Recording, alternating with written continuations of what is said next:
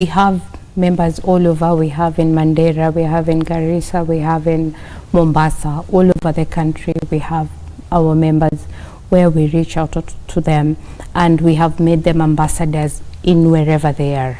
Yes. And what kind of support can they get once they become a member? Okay, once they become a member, they need to register with 2,500, a one-off fee. Once they are members, they get subsidized price treatment, especially the initial tests. They get subsidized prices. And then in terms of consultation to see the doctors, once you have Fertility Kenya membership, we have negotiated for you. You don't pay for any consultation. And if you have to pay, it is subsidized. For example, if it's 3,500, you just pay 1,500. And for the tests, we have like a package that we've been given by hospitals where we work with. We work with hospitals where they do the tests, and for the treatment in terms of either laparoscopy or IVF, you save 50 to 100,000. Okay. Yes. Wow, amazing. So giving them that kind of support when it comes to subsidized prices. And Dr. when it comes to what more can be done on the health front in terms of tackling this issue, you've mentioned some of the treatments, IVF, but even in terms of specialists, where are we in terms of that in Kenya? A very interesting question, and thank you for asking that question. I think, number one, we need to have a serious discussion ourselves. Kenyans, we need to have a discussion with the government. We need to have a discussion with the bodies that actually deal with the health sector. I'll start with the first one. We need to think how to help these people. The majority of patients I see in Kenyatta with infertility, and some of my colleagues as well, they're actually from the bottom of the pyramid, as it were. So when a young lady comes to me and says, you know what, I'm 27 or 25, I've been trying to have a baby for a year, 2 years, the man's side, everything is okay. We do a test and we find the tubes are blocked.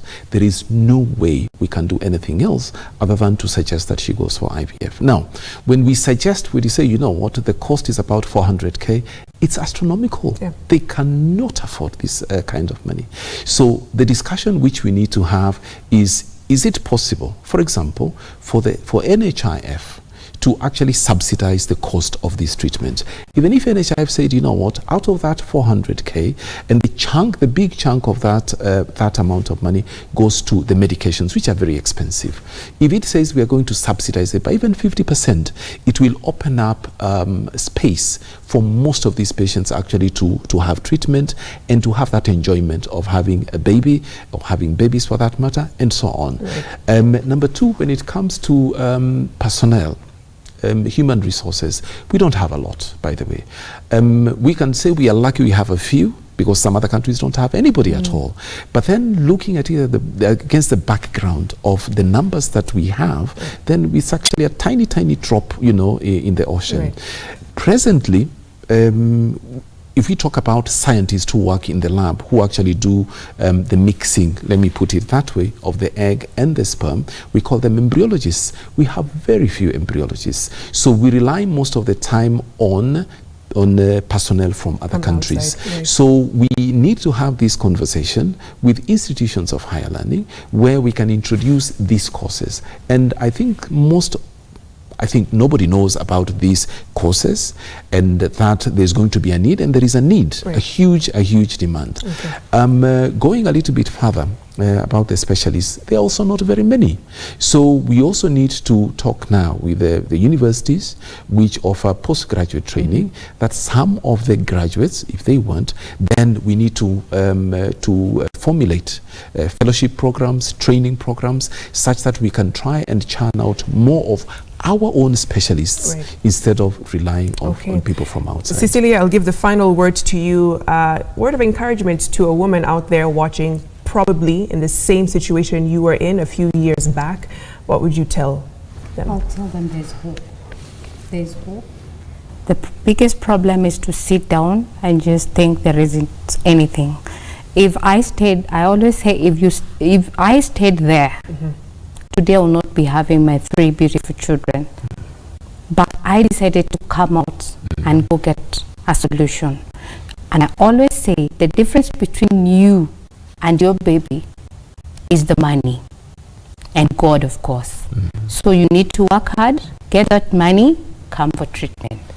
Yes. Thank you so much, Cecilia, Dr. Kireki, for your time. We cannot exhaust this topic enough. In fact, during the break, we said this can take 2 days or 2 weeks. Easily. It's such an emotive topic, but of course, we need to keep talking about it on our kitchen tables, in our churches, in our mosques, in our salons, in barbershops, so people don't feel ashamed about going through this condition. And of course, it is not final. There are solutions out there. Thank you so much for watching. I'm Victoria Rubadiri. Thank you for the team. I'll see you again tomorrow evening. Jeff Koinange and I will be on Sunday Live. Have a lovely evening.